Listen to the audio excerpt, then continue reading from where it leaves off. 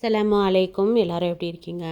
2024 நான் சில book goals வச்சுருந்தேன்னு உங்ககிட்ட நான் ப்ரீவியஸ் வீடியோவில் சொல்லியிருந்தேன். அதில் 8 புக்ஸ் நான் சூஸ் பண்ணி நான் அதை படித்து முடிக்கிறேன்னு சொல்லியிருந்தேன். அந்த 8 புக்ஸே நான் படித்து முடிச்சிட்டேன். அதுக்கான ரீடிங் வ்ளாக் தான் நம்ம பார்க்க போகிறோம். ப்ளஸ் அந்த ரீடிங் வ்ளாக் அப்போது அந்த புக்கோட சின்ன ரிவ்யூவும் நம்ம பார்த்துடலாம். புக்கோட கம்ப்ளீட் ரிவ்யூ என்னால் கொடுக்க முடியாது, ஏன்னா நீங்களுமே ஃப்யூச்சரில் அந்த புக் வாங்கி படிக்கும் போது உங்களுக்கு அதுக்கான ரியல் ஃபீல் கிடைக்கும். பட் ஒவ்வொரு புக்கும் என்ன கான்செப்டில் இருக்குங்கிறத கண்டிப்பாக உங்ககிட்ட நான் ஷேர் பண்ணுறேன். இந்த வீடியோ ஃபுல்லாக பாருங்கள். கண்டிப்பாக நம்மளோட சேனலுக்கு சப்ஸ்கிரைப் பண்ணுங்கள். என்கிட்ட சொல்கிறது எல்லாமே ப்ளீஸ் எல்லாருமே சப்ஸ்கிரைப் பண்ணட்டும், சப்ஸ்கிரைப் பண்ண சொல்லுங்கள் அப்படின்னு சொல்கிறாங்க. உங்களுக்கு இந்த வீடியோ யூஸ்ஃபுல்லாக இருக்குது அப்படின்னா நீங்கள் கண்டிப்பாக சப்ஸ்கிரைப் பண்ணிக்கோங்க. உங்களோட ஃப்ரெண்ட்ஸில் யாராவது புக் ரீடிங்கில் இருக்காங்க அப்படின்னா கண்டிப்பாக அவங்களுக்கும் இந்த வீடியோஸை ஷேர் பண்ணுங்கள். நான் இங்கே ஃபர்ஸ்ட்டாக எடுத்திருக்க புக் என்னன்னு கேட்டிங்கன்னா An Hour to Live, An Hour to Love அப்படிங்கிற ஒரு புக் எடுத்திருக்கேன். இந்த புக் பார்த்திங்கன்னா the true story of the best gift ever given அப்படின்னு ரிச்சர்ட் கால்சன் அப்படிங்கிறவங்க அவங்களோட ஒய்ஃப் கிறிஸ்டின் கால்சனுக்கு இந்த புக்கை என்ன செய்கிறாங்க, கிஃப்ட் பண்ணுறாங்க. ஆக்சுவலாக இவர் யார் அப்படின்னு கேட்டால் don't sweat the small stuff அப்படின்னு ஒரு பெஸ்ட் செல்லிங் செல்ஃப் ஹெல்ப் புக்குடைய ஆத்தர் தான் இந்த ரிச்சர்ட் கால்சன். இவங்க என்ன பண்ணுறாங்கன்னா இவங்களோட டெத்தோட நெருக்கத்தில் இவங்களோட ஒய்ஃப்க்கு ஒரு லெட்டர் எழுதுகிறாங்க. அதை பற்றின புக்கு தான் இது.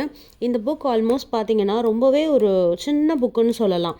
இந்த புக்கில் ஆல்மோஸ்ட் ஒரு 60 பேஜஸ் தான் இருக்குது. இந்த 60 பேஜஸ்க்குள்ளே நமக்கு லைஃப்பில் என்னென்னலாம் இம்பார்ட்டண்ட்டுன்னு நம்ம நிறைய விஷயங்கள் படிச்சிருந்திருப்போம், தெரிஞ்சிட்டு இருந்திருப்போம். But end of the life நமக்கு வாழ்க்கை முடிய போது நம்ம இறக்க போகிறோம் அப்படின்னா நமக்கு யார்கிட்ட பேச தோணும், என்ன சொல்ல தோணும், அதே மாதிரி நம்ம யாருன்னு நம்ம யோசிச்சிட்டோம் அப்படின்னா ஏன் இன்னும் அவங்களுக்காக நம்ம வெயிட் பண்ணுறோம் அப்படிங்கிற ஒரு இன்னும் ஏன் அவங்களுக்காகனா ஏன் அதை சொல்லாமல் இன்னும் நம்ம காத்துக்கிட்டு இருக்கோம் அப்படிங்கிற கேள்விகளோட இந்த புக்குக்கு பதிலையும் நமக்கு கொடுத்துருக்காங்க. யூஸ்வலாக நம்ம எடுத்துக்கோங்களேன், வாழ்க்கையில் நம்ம ஃப்ரெண்ட்ஸாக இருக்கட்டும், அப்பா அம்மாவாக இருக்கட்டும், ஹஸ்பண்ட் அண்ட் ஒய்ஃபாக இருக்கட்டும், அப்படியே வாழ்க்கையை லீட் பண்ணி போயிட்டே இருக்கும். ரொம்ப சந்தோஷமான ஒரு மொமெண்ட் வரும்போது தேங்க்யூ, ஐ லவ் யூ எல்லாமே சொல்லிக்கிறோம் தான்.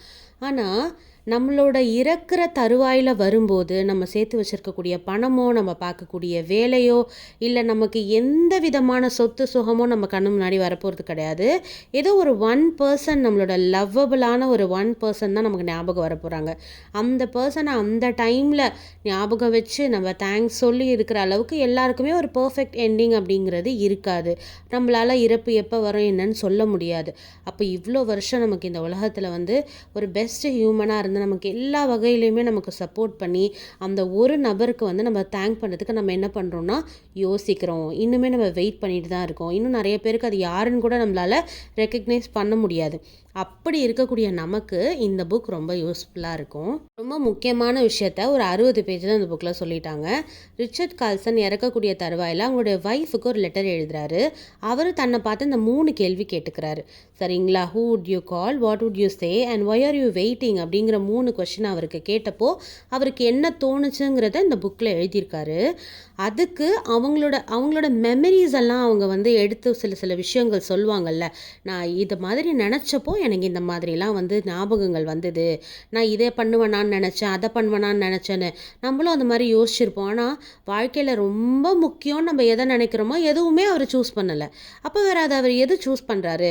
இவ்வளோ ஒரு பெஸ்ட் செல்லிங் ஆத்தராக இருக்கார் அண்ட் இன்னொரு மற்ற பிஸ்னஸ்லாம் பண்ணிக்கிட்டு இருக்கவர் வாழ்க்கையில் எதை மட்டுமே மெமரின்னு கடைசியில் எடுக்கிறாருன்னு பார்க்கும்போது ரொம்பவே நமக்கு ஷாக்கிங்காக இருந்ததுன்னு சொல்ல மாட்டேன், அவ்வளோதான் வாழ்க்கை அப்படிங்கிறத எனக்கு ஞாபகப்படுத்தின மாதிரி இருந்துச்சு.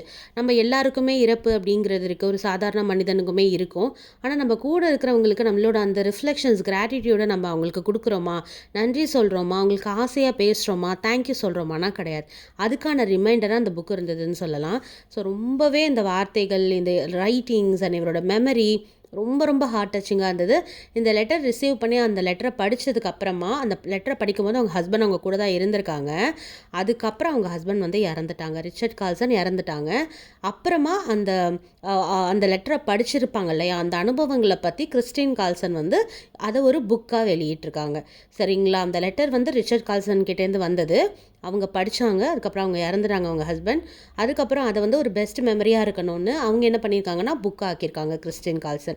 ஸோ அந்த புக்கு தான் இது. கண்டிப்பாக நீங்கள் எல்லாருமே வாங்கி படிச்சுக்கணும்னு கேட்குறேன். இந்த புக்கோட லிங்க் நான் டிஸ்கிரிப்ஷனில் கொடுக்குறேன். அடுத்ததான் நான் என்ன புக் சூஸ் பண்ணியிருக்கேன் அப்படின்னு பார்த்தீங்கன்னா பண்ணியிருந்தேன் அப்படின்னா புரட்சிகர மருத்துவர் அப்படின்னு சொல்லிட்டு மருத்துவம்னு சொல்லிட்டு எர்னஸ்டோ சே குவேரா அவங்களுடைய அந்த உரை ஒன்று நிகழ்த்தின அந்த புத்தகம் தான் இது. மொத்தமே வந்து பார்த்திங்கன்னா ஒரு 16 பேஜஸ் உள்ள ஒரு புக்கு தான் இந்த புக்.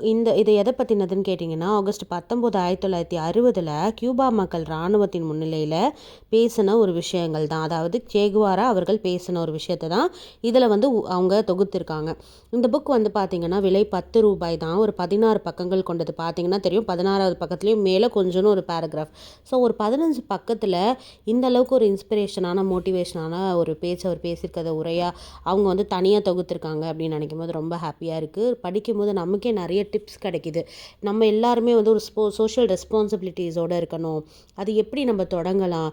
அதே மாதிரி அவர் 1960 சொன்ன விஷயங்கள் அவர் சொல்கிறார், இதை நீங்கள் பாஸ்டோட பொருத்திக்கலாம், ப்ரெசண்ட்டோட பொருத்திக்கலாம், ஃப்யூச்சரோட பொருத்திக்கலாம், எல்லாத்துக்குமே பொருந்தக்கூடியது.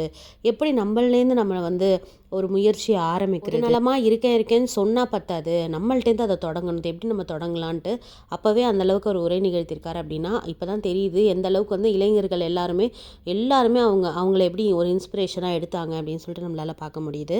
ஸோ இதுக்கான லிங்க் நான் டிஸ்கிரிப்ஷனில் கொடுக்குறேன். கண்டிப்பாக நீங்கள் எல்லாருமே வாங்கி படித்து பாருங்கள். அடுத்ததான் நான் எந்த புக் எடுத்து படித்தேன்னு பார்த்தீங்கன்னா, நான் வந்து ரஸ்கின் பாண்ட் அவங்களோட ஸ்ட்ரேஞ்ச் மேன் ஸ்ட்ரேஞ்ச் பிளேசஸ் எடுத்து படித்தேன். ஆனால் அது நான் ஒரு 3 பேஜ் படிக்க ஆரம்பிக்கும் போதே வந்து எனக்கு நிறைய நேம்ஸ், நிறைய நம்பர்ஸ் எல்லாமே ஞாபகம் வச்சுக்கிற மாதிரி ஒரு சுச்சுவேஷன் அமைஞ்சுது. நானே ஃபாஸ்ட் ரீட் பண்ணணுன்னு நினைக்கும் போது இது எனக்கு ரொம்ப டூ மச்சாக இருந்த மாதிரி தெரிஞ்சுது. அந்த டைமில் நான் வந்து இமீடியட்டாக ரீடிங் ஸ்லம்குள்ளே போகிற மாதிரி எனக்கு ஒரு ஃபீல் இருந்தது. ஏன்னா ரொம்ப நான் அதுக்கு ஸ்ட்ரெயின் பண்ணி படித்தா தான் நான் அந்த இன்ஃபர்மேஷன்ஸ் ஞாபகம் வச்சுக்கணுன்ட்டு. அண்ட் தென் நான் வந்து இந்த புக்கோட ரிவ்யூஸ் எல்லாம் பார்த்தேன். ரொம்ப நல்லா இருந்தது. ஸோ மேபி ஐ திங்க் நம்ம இன்னும் கொஞ்சம் டைம் எடுத்துகிட்டு இந்த புக்கை படிச்சுக்கலாம்னு சொல்லிட்டு நான் அதை விட்டுட்டேன். ஸோ 8 புக்கில் 7 தான் நான் படிச்சிருக்கேன். 8th இந்த ரஸ்கின் பாண்டோட இந்த புக்கை நான் வந்து சூஸ் பண்ணல. அதுக்கு பதிலாக நான் என்ன புக் சூஸ் பண்ணலாம் அப்படின்னு பார்த்தேன்னா, அண்ட சராசரம் எடுத்துடலாம் அப்படின்னு. அதுக்கப்புறம் இன்னொரு யோசனை வந்தது, லியோ டால்ஸ்டாயோட அவங்க புக்கும் சைட் பை சைட் படிக்கலாம் அப்படின்னு நான் முடிவு பண்ணேன். எனக்கு கொஞ்சம் ட்ராவல் பண்ணுற மாதிரியும் இருந்தது அந்த டைமில், ஹாலிடேஸுன்றதுனால. சரி நம்ம புக்கை எடுத்துகிட்டே போயிடலாம் அப்படின்னு சொல்லிட்டு டைம் இருக்கப்போ படிக்கலாம்னு சொல்லிட்டு ஆன் த வேலையும் நான் வந்து பார்த்திங்கன்னா ஃபர்ஸ்ட் நான் ஸ்டார்ட் பண்ணது அண்ட சராசரம் தான். ரொம்ப நல்ல புக். எஸ் ராமகிருஷ்ணன் அவர்களோட இந்த ஸ்டோரி ஒரு துப்பறிவாளன் ஸ்டோரி மாதிரி இன்வெஸ்டிகேட் பண்ணுறது அந்த மாதிரி ரொம்ப சூப்பராக இருந்துச்சு. குழந்தைங்கள வச்சுட்டு நம்ம அவங்கள்ட்ட படித்து காட்டும் போது அடுத்ததுன்னு அவங்களும் ஆர்வமாக கேட்குறது, நேம்ஸ் எல்லாம் ஞாபகம் வச்சுக்கிறது. இந்த புக்கோட மெயின் கேரக்டரோட பேர் என்னென்னா சாத்தியாகி மாஸ்டர். அவரோட ஒரு பையன் இருக்கான். அவரோட பையன் இல்லை, அவர் கூட ஒரு பையன் இருக்கான். அவன் பேர் தம்பு. அவர் ஒரு விஷயம் கண்டுபிடிக்கும் போது இந்த தம்பு ஒரு கேள்வியாக கேட்பான், அது எப்படி உங்களுக்கு தெரியும், இது என்னன்னு கேட்கும்போது அவர் பதில் சொல்கிறதுக்கு முன்னாடி நம்ம அந்த பதிலை வந்து சொல்கிறோமான்னு பார்க்குறோம். ஸோ அந்தளவுக்கு இன்வெஸ்டிகேஷன் மைண்ட் நமக்கு எப்படி இருக்குது அப்படின்னு சொல்லிட்டு நமக்கு யோசிக்கும் போது ரொம்பவே நல்லா இருந்துச்சு அதெல்லாம் பார்க்கும்போது. ஸோ ரொம்பவே ஒரு அழகான ஒரு ரீடாக இருந்தது. கண்டிப்பாக நீங்கள் வாங்கி படிங்க. ரொம்ப விலையும் குறைவு தான். நான் டிஸ்கிரிப்ஷனில் கண்டிப்பாக அந்த அண்ட சராசரமுடைய லிங்க் வந்து நான் கொடுக்குறேன், நீங்கள் வாங்கி படிங்க. அடுத்ததான் நான் லியோ டால்ஸ்டாய் அவங்களோட புக் எடுத்து படிக்க ஆரம்பிச்சிட்டேன். The death of Ivan Ilyich. இந்த புக் 1857 காலகட்டத்தில் எழுதப்பட்டது. இவர் ஒரு சக்ஸஸ்ஃபுல்லான ஒரு ஜட்ஜாக இருக்கார். இவரோட வாழ்க்கையில் வந்து நார்மலாக எல்லாருமே வாழ்ந்துட்டு இருக்க மாதிரி தான் போயிட்டுருக்கு. ஆனால் திடீர்னு அவர் நோய்வாய்ப்பட்டு இளம் வயதிலேயே அவர் வந்து டெத்தை நோக்கி போகும்போது அவர் எப்படி டெத்தை ஃபேஸ் பண்ணுறாரு. காமன் மேன்லேருந்து நம்ம யோசிச்சு பார்ப்போம், அவங்களோட மைண்ட் செட்டப்லேருந்து யோசிச்சு பார்த்தோம் அப்படின்னா, நல்லா வாழ்ந்துட்டு இருக்க ஒரு மனுஷன் யாரையுமே டிபெண்ட் பண்ணி நம்ம வாழ்றதில்ல. நம்ம தான் நம்மளோட எல்லா வேலைகளும் பார்க்கும்போது திடீர்னு ஒருத்தவங்க நோய்வாய்ப்பட்டு அவங்களுக்கு ஏதாவது ஒன்று பண்ணிடுச்சுன்னு வச்சுக்கோங்களேன், அவங்களோட மைண்ட் செட்டப்லேருந்து யோசிச்சு பாருங்கள். அவங்க என்ன மாதிரியான ஒரு மென்டல் ஹெல்த்தில் அவங்க எப்படி இருப்பாங்க, அவங்களுக்கு சைக்காலஜிக்கலாக என்ன மாதிரி சேஞ்சஸ் வரும், என்ன மாதிரி அவங்க மனசு வருத்தப்பட்டு டிப்ரெஷன் ஸ்டேட்குள்ளே போவாங்க, எல்லாமே. அப்போ டெத்தை பற்றின கொஷின் வரும், அக்செப்டன்சி இருக்கா டெத் பற்றி, எல்லாமே. அண்ட் அவங்க உடல் ரீதியாக அவங்க கோத்ரூ பண்ண பெயின் எல்லாமே ரொம்ப அழகாக லியோ டால்ஸ்டாய் வந்து அவருடைய எழுத்து மூலியமாக நமக்கு புரிய வச்சுருக்கார். எப்போவுமே வந்து ஒரு மனுஷன் என்ன சாதிச்சான், அதுக்கப்புறம் இப்படி தான் ஃபேமிலியை விட்டுட்டு போகிறான், இப்படி பொதுவான டாக் இருக்கும். நல்லா இருந்தவர் இறந்துட்டார், உடம்பு சரியாமல் இறந்துட்டாருன்னு சொல்கிறோம். ஆனால் உடம்பு சரியாமல் இருக்கிறவங்க உள்ளுக்குள்ளே எவ்வளோ தாட்ஸ் அவங்க வந்து கோத்ரூ பண்ணிக்கிட்டு இருப்பாங்க. நல்லா ஸ்ட்ராங்காக இருக்கிறவங்க கூட பிரேக்கான ஒரு மொமெண்ட்டாக நம்மளுக்கு இல்னஸ் வந்துடுது. ஒரு ஜுரம், ஒரு சளினாலே நமக்கு முடியல. ஸோ அப்படி இருக்கும்போது இவங்க எப்படி இதை ஃபேஸ் பண்ணுறாங்க, அவர் என்னென்ன மாதிரி தாட்ஸ் அவருக்குள்ளே போகுதுன்னு படிக்கும்போதே நமக்கு ஒரு மாதிரி மனசுலாம் வலிக்க ஆரம்பிச்சிருது. திடீர்னு இந்த புக் படிக்கும்போது நான் ஸ்டாப் பண்ணிவிட்டு கொஞ்சம் நேரம் ரியலைஸ் பண்ணிட்டு அதுக்கப்புறம் திருப்பி நான் ரீட் பண்ண ஆரம்பிக்கிறேன்.